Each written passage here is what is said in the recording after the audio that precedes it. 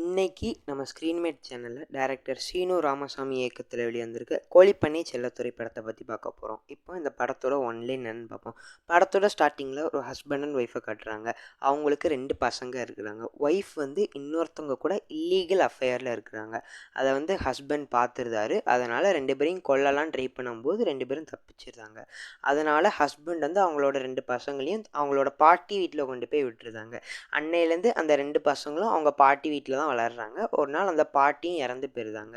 இதுக்கு அடுத்து அவங்க எப்படி யோகி பாபுவோடி சர்வே பண்ணாங்க அப்படிங்கிறத இந்த படத்தோட கதையே.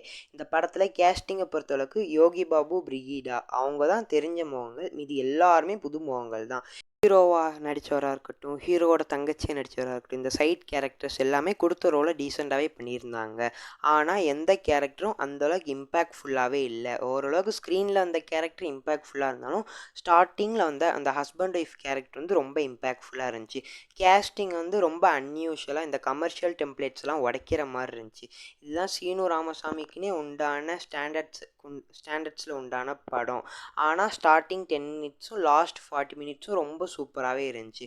ஆனால் இன்பிட்வீனில் நடக்கிறது எல்லாமே ஹீரோ எப்படி சர்வே பண்ணுறாரு, அந்த கிராமத்தில் எப்படி வாழ்கிறாரு, இதெல்லாம் ஒரு மாதிரி அன்மெச்சூர்டாக ஃபஸ்ட் டைம் டேரக்டர் எடுத்தால் எப்படி இருக்குமோ அந்த மாதிரி இருந்துச்சு. இந்த படம் வந்து இப்போ உள்ள ஜென்ரேஷனுக்கு பிடிக்குமான்னு தெரியாது. ஆனால் 80s 90s ஜென்ரேஷனுக்கு இந்த படம் ரொம்பவே பிடிக்கும். இந்த படத்தில் நிறைய அரசியல் பேசியிருக்காங்க. ஆனால் சீரியஸாக பேசாமல் ஒரு காமெடி வச்சு அந்த சீனுக்கு என்ன தேவையோ அந்த மாதிரி பேசியிருந்தாங்க. அது ரொம்ப நல்லாவே இருந்துச்சு. சீனு ராமசாமிக்குன்னே உண்டான சோல் இந்த படத்துலேயுமே இருக்குது. தர்மதுரையாகட்டும், நீர்ப்பறவையாகட்டும், தென்மேற்கு பருவக்காற்று, இந்த மாதிரி படத்தில் உள்ள சோல் மாதிரியே இந்த படத்துலேயும் இருக்குது.